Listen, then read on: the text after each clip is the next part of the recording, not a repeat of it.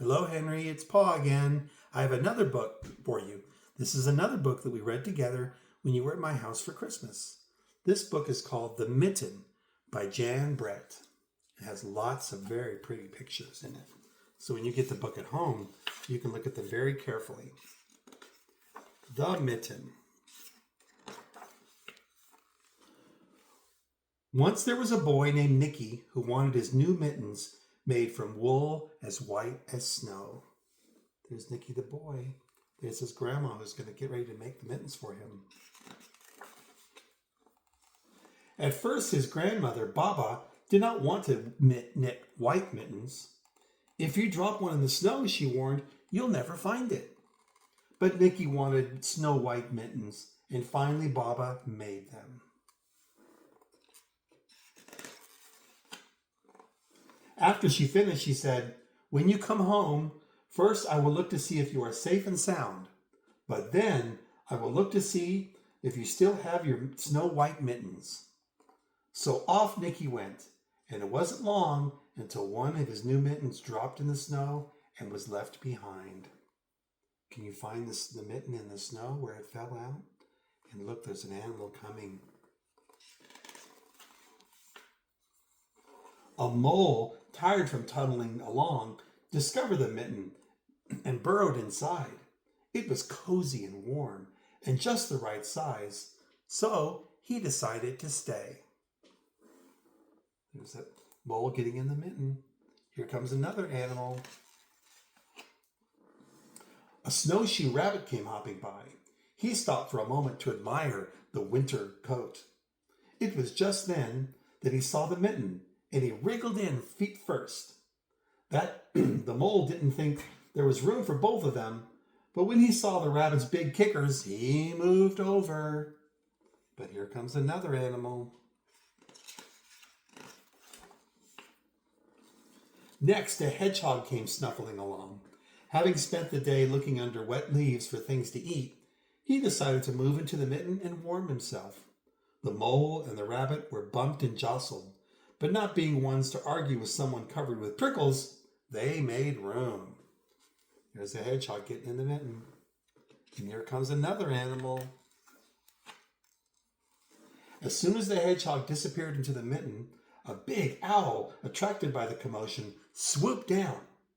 When he decided to move in also, the mole, the rabbit, and the hedgehog grumbled. But when they saw the owl's glintly talons, they quickly let him in. Look, here's Nicky still looking for his mitten. Where could it be? And here's more animals that are coming. His mitten's getting attention. Up through the snow appeared a badger. He eyed the mitten and began to climb in. The mole, the rabbit, the hedgehog, and the owl were not pleased. There was no room left when they saw his diggers. They gave him the thumb. But here comes another one. It started snowing, but the animals were snug in the mitten. A waft of warm steam rose in the air, and a fox trotting by stepped in to investigate. Just the sight of the cozy mitten made him feel drowsy. The fox poked his mouth in, when the mole, the rabbit, the hedgehog, the owl, and the badger saw his shiny teeth, they gave the fox lots of room.